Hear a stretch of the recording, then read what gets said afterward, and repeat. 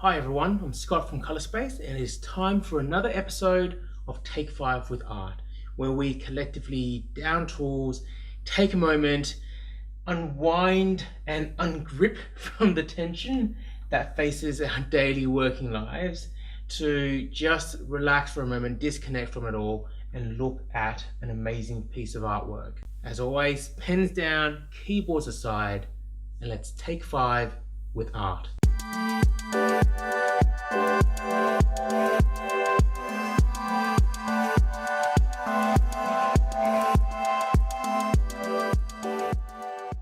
So the piece we're looking at today is Hands number 2 by artist Lisa May. Now Lisa is a mostly self-taught artist. She started painting when she was in Thailand actually, where she had exhibited in some fairly prestigious galleries before coming down to Melbourne to continue to hone her craft. Today she's actually an art teacher. She writes for The Age and The Herald, and her works have actually been featured in some fantastic competitions. We'll take a quick step back to say, throughout history, artists have long worked on artworks called studies. And a study is where the artist focus on a particular aspect of, say, the human body, for example, just hands or just feet in varying poses, just to practice and hone their craft at that particular aspect. Here, Lisa has cropped all details apart from the hands, and she's shown them gripping a fabric, and she's done it in such a way that you can really see the tension in the fabric itself and the strength of the grip. And the main difference there between this painting and a study is that Lisa has really fully resolved it as a complete artwork. Here she's really shown her technical skills as an artist, not only in the tonal rendering or the shading of the hands to give that realistic look, but even in the folds of the fabric itself, which is another technical aspect that artists often have to practice to get right.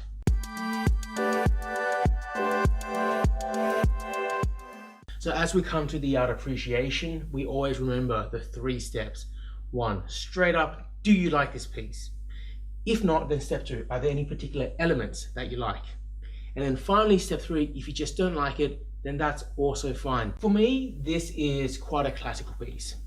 What I really mean by that is I really respect the skill of the artist in creating something like this. That's something that's so sort of realistic and you can feel that strength in it, but the subject matter is quite common because it is a bit like a study, and so as a result I wouldn't naturally gravitate to a piece like this. So that brings me to step 2. Are there any particular elements of this piece that I really like? And as I said, I really like the craftsmanship and the skill that Lisa has applied to this artwork.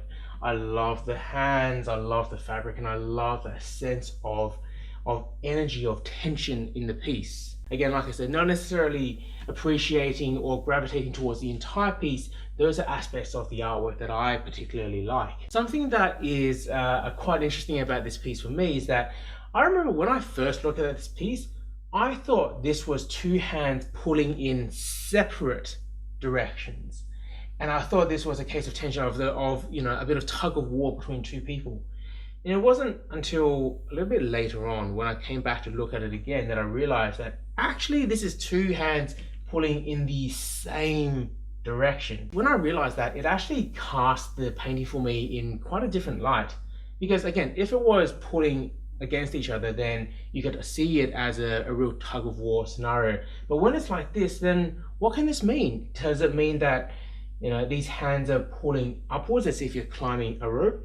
Is it pulling down? Is it the tension of being dragged along? Or is it that the hands don't want to let go of something? I remember one time I was asked to put together a project plan for one of my clients, create all these Gantt charts, these flow charts. I had all these dependencies mapped in there. And when I presented this project plan to the client, they said, "Oh, no, sorry, that's not what I was talking about. What I meant was really a simple 1-pager, a little bit more like a to-do list." Yet both of us looked at project plan, which is a very simple and innocuous phrase, in completely different lights. And really what I took away from it was just again, how incredibly easy it can be to misinterpret something so simple. I'm curious, has something like that happened to you before? If so, I'd love to know. Please leave your story in the comments below. And now, get back to work.